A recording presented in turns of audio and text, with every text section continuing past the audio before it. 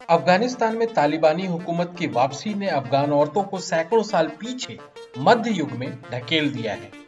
तालिबानियों ने अपनी विकृत विचारधारा का अनुसरण करते हुए अफगानिस्तान में औरतों पर तमाम तरह की बंदिशें लगा दी हैं।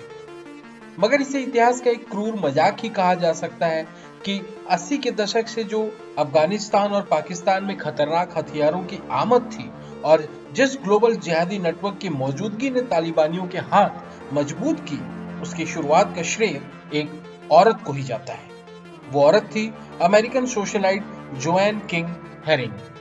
80 के दशक में जोएन ने अपने प्रयासों से वो कर दिखाया जिससे अफगानिस्तान, पाकिस्तान और सोवियत रशिया का इतिहास ही बदल गया। काला कबूतर में आपका स्वागत है। 1929 में अमेरिका के टेक्सास प्रांत के ह्यूस्टन शहर में एक अमीर घराने में जोएन का जन्म हुआ। जोएन ने अपने बचपन से किशोरावस्था तक द्वितीय विश्व युद्ध देखा, जिसमें अमेरिका विजयी हुआ था। जाहिर तौर पर जोएन का व्यक्तित्व उस समय की एक आम अमेरिकन युवती की तरह उभर कर सामने आया, यानी कि वो निजी जीवन में बहुत आजाद और मजबूत विचारों वाली महिला थी और वैश्विक स्तर पर अमेरिकन सुप्रीमेसी या प्रभुत्व में मजबूत विश्वास रखती थी। साथ ही वो जीवन भर सोवियत संघ की कम्युनिस्ट विचारधारा की घोर विरोधी रही। जोएन की पढ़ाई में कोई खास रुचि नहीं थी। कॉलेज के दूसरे साल में ही जोएन ने पढ़ाई छोड़कर real estate developer Robert king से शादी कर ली। ये जोएन किंग की पहली शादी थी जो 24 साल चली। इस दौरान वो ह्यूस्टन की एक प्रख्यात सोशलाइट बन गई जो लगातार पार्टियों में देखी जाती थी। इसके अलावा उन्होंने टीवी पर अपना एक टॉक शो भी शुरू किया था। 1973 में जोएन ने ह्यूस्टन के एक तेल कंपनी के मालिक रॉबर्ट हेरिंग से अपना दूसरा विवाह किया, जिसके बाद वो जोएन किंग हेरिंग हो गई, जिस नाम से उन्हें आज तक जाना जाता है। अपनी दूसरी शादी के बाद जोएन हेरिंग की पार्टियों और जान पहचान का दायरा मिडिल ईस्ट देशों और अरब नेताओं तक फैल गया। एक तेल कंपनी के मालिक की बीवी होने के कारण जोएन अरब देशों के राज प्रमुखों से परिचित होने लगी, जो कि तेल के बड़े निर्यातक हुआ करते थे। इन्हीं मुलाकातों के दौरान जोएन किंग हेरिंग की पहचान अमेरिका में पाकिस्तान के राजदूत से हुई, जिनके द्वारा जोएन पाकिस्तानी तानाशाह जिया उल हक के संपर्क में आई। जोएन और जिया के संबंध इतने मधुर हो गए कि पाकिस्तानी तानाशाह जिया उल हक जोएन का फोन आने पर अपने मंत्रिमंडल और सैन्य अफसरों की जरूरी मीटिंग्स भी छोड़ दिया करते थे।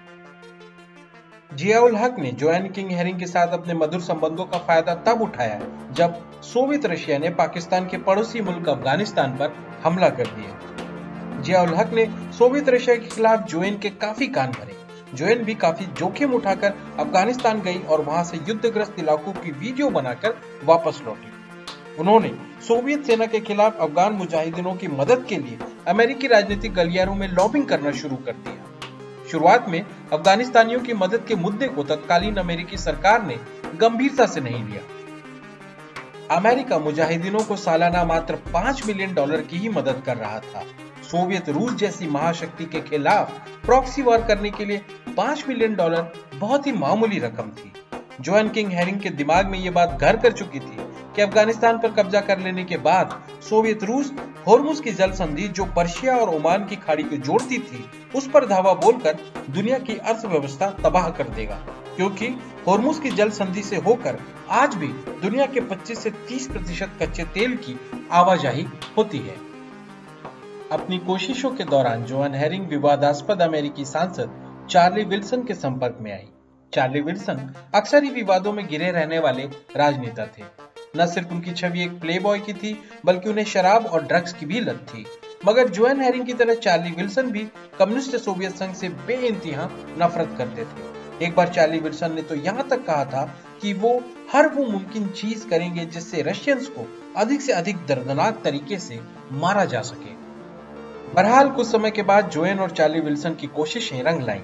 1986 के आते आते अमेरिकी सरकार अफगानिस्तानी मुजाहिदीनों की पाकिस्तान के मार्फत $250 मिलियन की सालाना मदद कर रहा था और उतनी ही राशि सऊदी अरेबिया भी अफगानिस्तानियों को दे रहा था।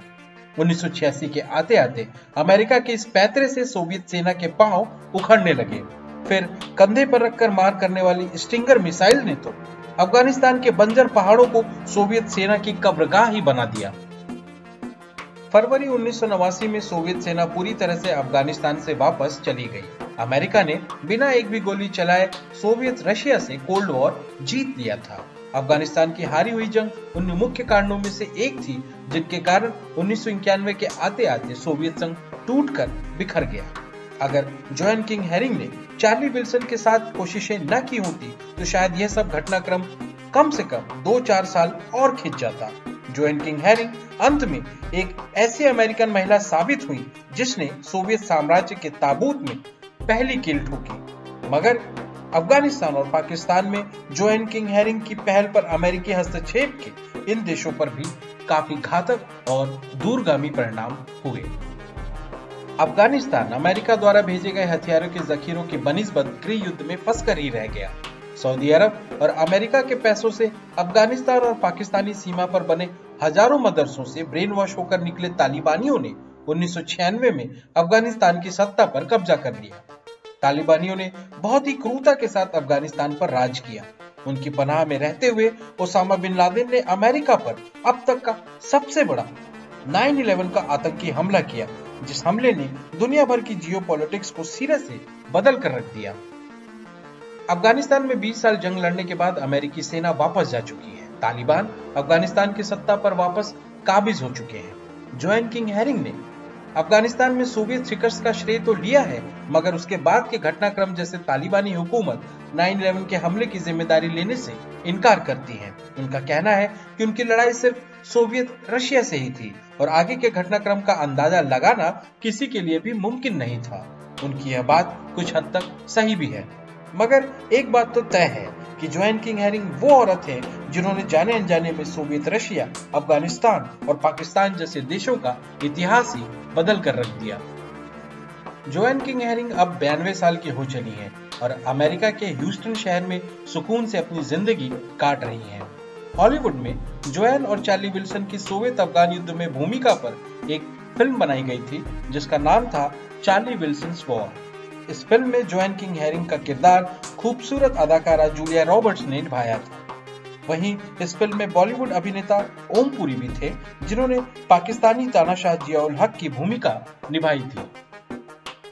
काला कबूतर चैनल सब्सक्राइब करें ताकि समसामयिक विषयों, विचार मंथन योग्य मुद्दों और रोचक तथ्यों पर बने हमारे वीडियोस आप तक पहुंचे जल्द से जल्द।